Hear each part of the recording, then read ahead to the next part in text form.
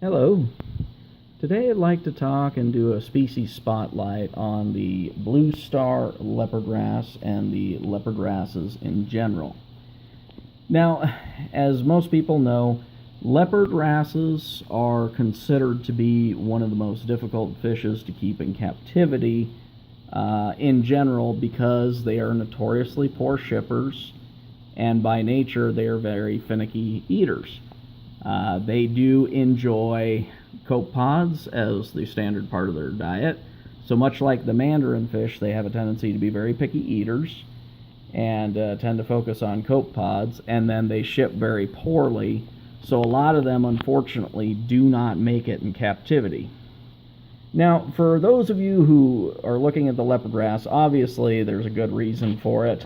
They're beautiful fish. Even this juvenile here, you can clearly see, between the red and white spots and the blue and the black underbelly. It's a very beautiful fish. If this one ends up becoming a male, which it possibly could, it'll show more of that blue-black color pattern and just be absolutely gorgeous. And if not, it's still a cool-looking and beautiful-looking fish.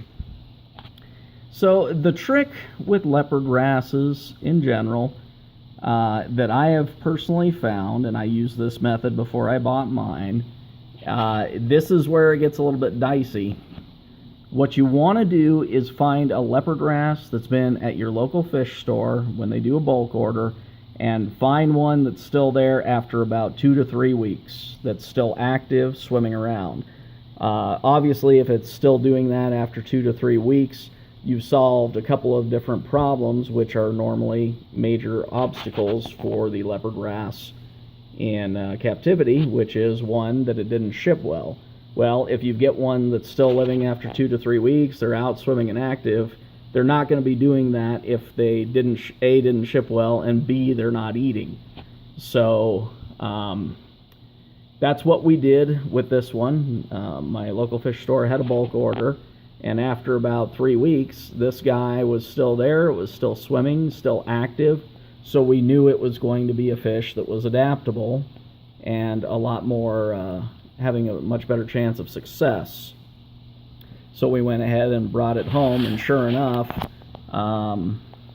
it's a little bit picky about the bits of Reef frenzy that it eats, but it does eat. We've clearly seen it eat. And as well, for some odd reason, much like my Melanaris wrasse, this one loves seaweed. I've actually seen it just within the last few days lead the other fish on a chase with a big chunk of seaweed hanging out of its mouth while it was trying to run off with it and gobble the whole thing down. Now, this blue star leopard wrasse I've had in my tank probably almost 2 months now. It's been a great fish. It's put up with an awful lot of abuse from my Melanaris wrasse initially.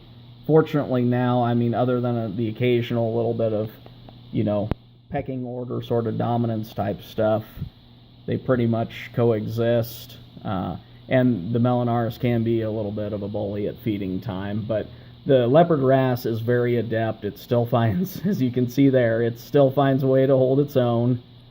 And if the Melanaris tries to give it a hard time, it's not afraid to, give it a nip and keep it in check, so to speak. So, but anyways, once again, it's been a great fish, very adaptable. So the trick is with the leopard wrasses, regardless of which variety of leopard wrasse you're getting, is to get the right one from the store.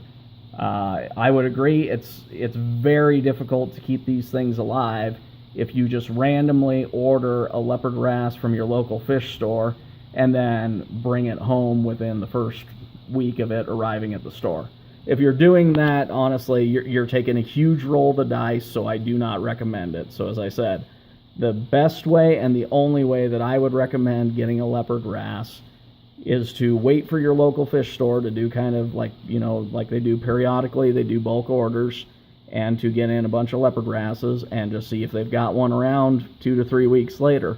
And if it's healthy and active and eating, that's the fish you want.